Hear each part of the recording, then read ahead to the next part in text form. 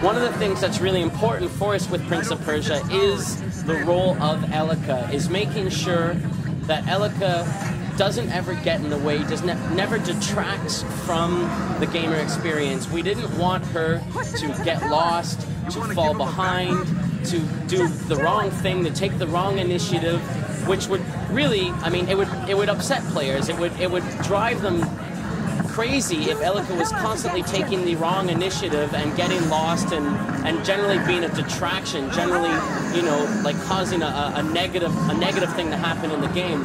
So Elika has been very carefully designed and implemented to only ever be a positive. In combat, for example, Elika is only ever going to jump in and attack when I ask her to. She's only ever going to do a cooperative jump or help me navigate through the world if I ask her to.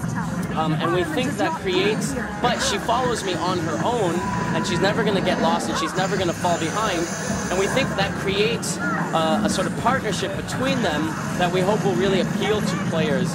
Very often, they might even just sort of forget that she's around until they literally need her to help out. And we think that's a sort of good compromise for the people who, you know, really want to feel like the hero and make sure that, you know, they're the one in charge and they're the one in control and they're the one that's kind of, you know, driving the adventure, while allowing us to have that collaboration between the Prince and Elika that allows us to do these kind of spectacular things that the Prince just couldn't do on his own.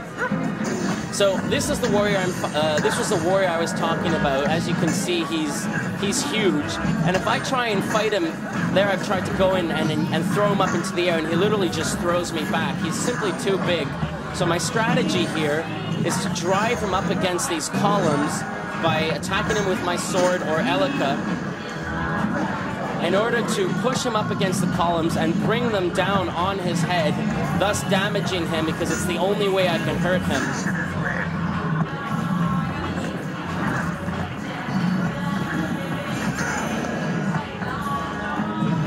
Because of the nature of the warrior, the types of combos that I can do are more limited, and the fights against the warrior all feature much more sort of a puzzle-solving component, whereby you have to kind of figure out the strategy for defeating him in a particular arena, the environment that you can use to your advantage, the object that you can use to damage him.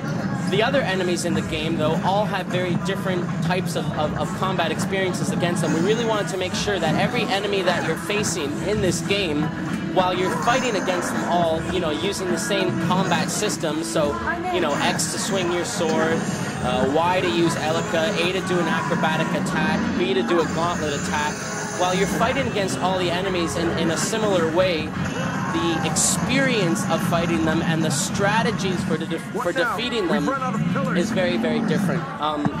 So we think it gives a lot of diversity to the enemies in the game and to the combat experiences in the game. So here I've defeated the warrior. I've brought his health down enough that he's running away. You know, live to fight another day sort of thing.